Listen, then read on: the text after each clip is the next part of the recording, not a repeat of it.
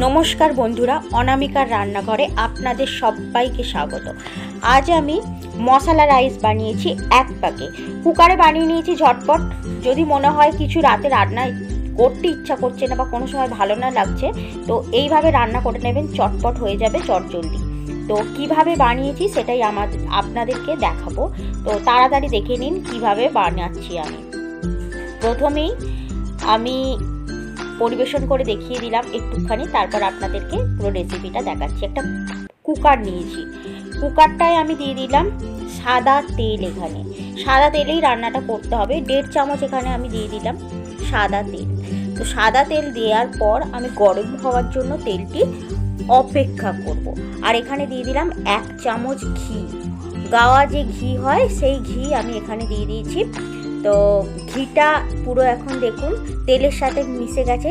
তো এখানে ফোড়ন হিসেবে দিয়ে দিলাম একটা তেজপাতা, আর বেশি কিছুটা পরিমাণ হচ্ছে জিরে দিয়েছি। জিরের পরিমাণটা এখানে 1 চামচ, আর বেশি করেই জিরেটা কিন্তু দিতে হবে।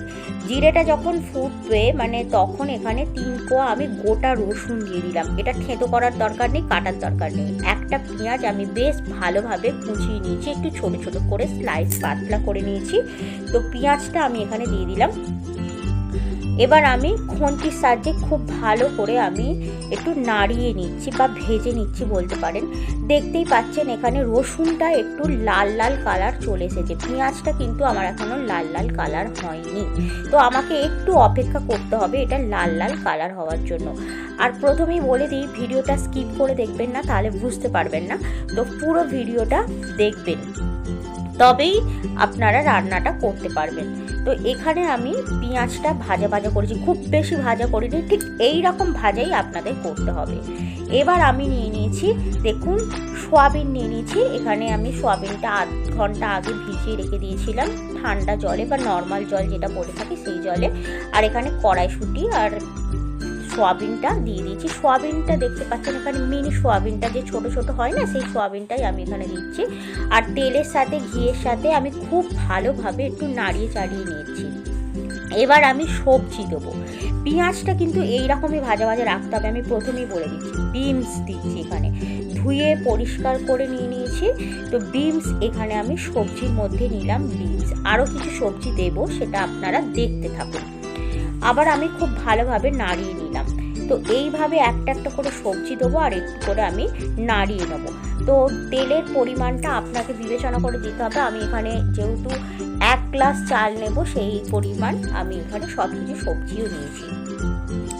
এরকমভাবে আমি কেটে নিয়েছি কপি, আর আলুর সাইজটাও আপনাদেরকে দেখিয়ে দিচ্ছি। তো ঠিক এইভাবেই আপনাদেরকে দিতে হবে পরপর, কুকারেতে করলে কিন্তু খুব ভালো হবে এবং আমার স্টেপটা ফলো করতে হবে। আচ্ছা, কপির যে কচি পাতাগুলো হয় ডাঁটা সমেত, সেটাও কিন্তু আমি এখানে দিয়ে দিলাম। কোনো জিনিস ফেলতে হবে না, আর এত ভালোভাবে এখানে হয়ে যাবে কুকারেতে যে আপনাকে কড়া ব্যবহার করতে হবে না। সে পরিমাণ আর পরিমাপটা আপনাকে খেয়াল রাখতে হবে। তো দেখুন, এবার আমি 2টো কাঁচা লঙ্কা নিয়েছি। তো অর্ধেক করে আমি চিড়ে নিয়েছি, মাঝখান থেকে চিড়ে নিতে হবে। খুব ভালোভাবে আমি সবজিটা কিন্তু ভাজছি। এটা আপনাদের কিন্তু ভাজাটা করতেই হবে, নাহলে কিন্তু ভালো খেতে হবে না, একটা কাঁচা গন্ধ থাকে, সেই নাচে আসবে। এখানে আমি দিয়ে দিলাম 1 চামচ হলুদ গুঁড়ো। প্রথমে 8 চামচ, এখনো 8 চামচ দিয়ে দিলাম। হলুদের পরিমাণটা আপনাকে একটু বেশিই দিতে হবে। তো এখানে আমি সেই হিসেবেই আমি হলুদটা ব্যবহার করছি। হলুদটার সাথে খুব ভালোভাবে সবজিগুলো আমি মিশিয়ে নিচ্ছি। দেখছেন, ঠিক এইভাবেই আপনাদেরকে মেশাতে হবে। এবার আমি দিয়ে দেব লঙ্কার গুঁড়ো। প্রথমে আমি দেখুন 1 চামচ দিয়েছি, আর এখানে অর্ধেক দিলাম, মানে 1.5 চামচ আমি এখানে লঙ্কার গুঁড়ো দিলাম। লঙ্কার গুঁড়োটা একটু বেশি দিলাম, আমার লঙ্কার গুঁড়োটা কিন্তু খুব বেশি ঝাল না তাই। আচ্ছা, লবণটা আমি এখন দিচ্ছি। সবজিগুলো ভালোভাবে ভাজা হয়ে যাওয়ার পর লবণটা এখন দিচ্ছি। আগে দিলে কিন্তু লবণের জলটা ছেড়ে যেত, তখন সবজিটা খুব ভালো করে ভাজতে পারতাম না, তাই পরেই দিলাম। তাই প্রতিটা স্টেপ কিন্তু আপনাকে ফলো করতে হবে। যে আমরা ঘরে চাল খাই, সিদ্ধ চাল, সেই চালই আপনাদেরকে দেখিয়ে দিলাম। ওই চালেতেই কিন্তু আমি এখানে মশলা রাইসটা বানাবো। সবজিগুলো কিন্তু দেখতেই পাচ্ছেন খুব সুন্দর মশলার সাথে কত সুন্দর ভাজা হয়েছে, আর কালারটা দেখতে পেয়েছেন। আমি কিন্তু এখনো পর্যন্ত অন্য কোনো মশলা ইউজ করিনি। এখানে 3 কোয়া রসুন আর হলুদ লঙ্কা ছাড়া কিছু মশলা আমি ইউজ করিনি। চালটাকে খুব ভালোভাবে ধুয়ে নিয়েছি, যেমন আমরা জল দিয়ে চাল ধুই, ব্যাস। জলটাকে ঝরিয়ে রাখতে হবে না, কিচ্ছু করতে হবে না। জলটাকে আগে থেকে ঝরিয়ে রাখানোর কোনো কিচ্ছুর দরকার নেই। যেভাবে আমরা ভাতের জন্য জলটাকে ধুই প্রতিদিন আর মানে চালটা দিয়ে দিই, সেইভাবেই কিন্তু ছেঁকে খালি আমরা চালটা দিয়ে দিলাম, বাস। এটা মাথায় খেয়াল রাখতে হবে যে খুব বেশি জল সমেত আমরা ঢেলে দেবো না। এখানে এই পয়েন্টটা আপনাদেরকে মাথায় রাখতে হবে। সবজির সাথে খুব ভালোভাবে চালটাকে আমি ভেজে নিলাম। এখানে কিন্তু এই চালটা একটু ভেজে নিতে হবে। এই যে মশলাটা দেখতে পাচ্ছেন, এই রাইস মশলাটা কিন্তু আমরা ইউজ করব। তো এই রাইস মশলাটা আমি 8 চামচ পরিমাণ দিয়ে দিলাম, আবার আপনাদেরকে দেখিয়ে দিলাম। তো এই মশলাটা আমি 8 চামচ ইউজ করলাম, মানে 1 চামচের অর্ধেক, এর বেশি কিন্তু দেয়া যাবে না। এক গ্লাস চালের জন্য 8 চামচ মশলা কিন্তু যথেষ্ট, বাস। এর থেকে আর বেশি মশলার দরকার নেই। খুব ভালো করে আমি দেখছেন মিশিয়ে দিচ্ছি। এইভাবে আপনাদের কিন্তু মিশিয়ে দিতে হবে। বলে দিই, গ্যাসের ফ্লেমটা লো টু মিডিয়ামে রাখতে হবে। আবার বলে দিচ্ছি, গ্যাসের ফ্লেমটা লো টু মিডিয়ামে রাখতে হবে, না হলে কিন্তু নিচেতে লেগে যাওয়ার ভয় থাকবে। চালটা আমি মশলার সাথে খুব ভালোভাবে ভেজে নিয়েছি বা কষিয়ে নিয়েছি। এবার লবণটা কিন্তু আমি লাস্টে দিলাম। লবণটা দেওয়ার পর আমি খুব ভালোভাবে দেখুন মিশিয়ে দিচ্ছি। তবে সাবধানের সাথে মেশাতে হবে, না হলে কিন্তু সবজিগুলো কি হবে, ভেঙে যাওয়ার মানে ঘেঁটে যাওয়ার বা ভেঙে যাওয়ার ভয় থাকবে।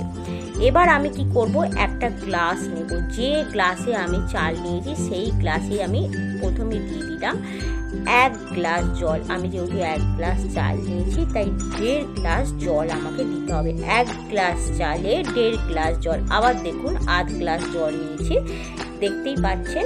আবার আমি কিন্তু এই দেখুন অর্ধেকটা পর্যন্ত আমি দেখিয়ে দিলাম, জলটা আমি দিয়ে দিলাম, বাস। সব কিছু আমি কিন্তু খুব ভালোভাবে আরেকবার মিশিয়ে দিচ্ছি, যাতে জল, চাল, সবজি, মশলা খুব ভালোভাবে মিশে যায়। আপনাদের একটা কথা বলি, এই সময় কিন্তু আপনারা অবশ্যই লবণটা চেক করে নেবেন। কারোর যদি মনে হয় লবণটা কম হয়ে গেছে তাহলে আর একটু দেবেন। আমি এখানে টমেটো দিইনি, আপনারা চাইলেই দিয়ে দিতে পারেন। এখানে আমি একটা সিটি দেব। কটা সিটি দেব? একটাই সিটি দেব। একটা সিটি দিলে আমার হয়ে যাবে। তো আমি কুকারটা বন্ধ করে দিয়েছি, একটুখানি আমি মাথাটা নাড়িয়ে দিই, মানে দেখে নিচ্ছি ঠিকঠাক। দেখুন সিটি আমার কিন্তু হয়ে গেল। তো এবার আমি কিন্তু গ্যাসের ফ্লেমটা বন্ধ করে দেব।